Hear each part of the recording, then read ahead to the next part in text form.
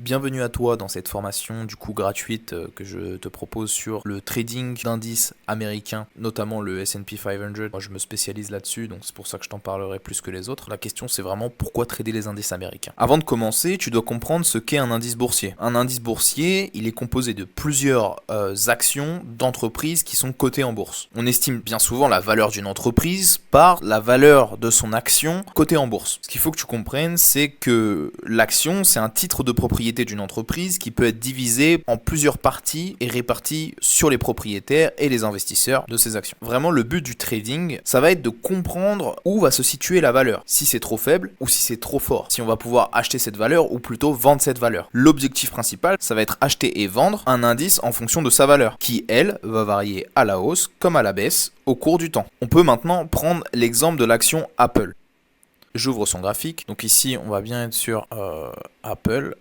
Voilà, je vous l'écris ici, comme ça, on n'est pas perdu. Tu penses à réaliser des bénéfices sur l'action Apple. Imaginons un instant, Apple, maintenant, ils vont sortir un nouveau produit, par exemple un iPhone, peu importe, des AirPods, peu importe ce que c'est, ils vont sortir un nouveau produit. Et il va y avoir une forte demande pour ce produit. Eh bien, tu vas vouloir, toi, investir justement avant la sortie de ce produit, car tu sais que la demande de ce produit va être forte. Et de cette façon, tu vas pouvoir bénéficier de la montée de l'action de Apple. Donc, au moment de la sortie des produits de Apple, l'action va vraiment prendre beaucoup de valeur, car l'entreprise devrait réaliser des bénéfices. Dans le même temps, il y a des investisseurs qui vont vouloir profiter des bénéfices, des dividendes et de la croissance de l'action. Donc forcément, petit à petit, la valeur de l'entreprise qui réalise des bénéfices augmente. Toi, ton objectif en tant que trader, c'est d'acheter à un prix plus bas que le prix de revente. Donc ce que tu vas faire, toi, dans ton objectif, ça va être d'acheter, donc buy en anglais, et sell plus haut que le point où tu l'as acheté. Donc, encore une fois, la différence entre les deux va te donner le profit que tu vas réaliser. Il faut bien que tu comprennes ce principe, c'est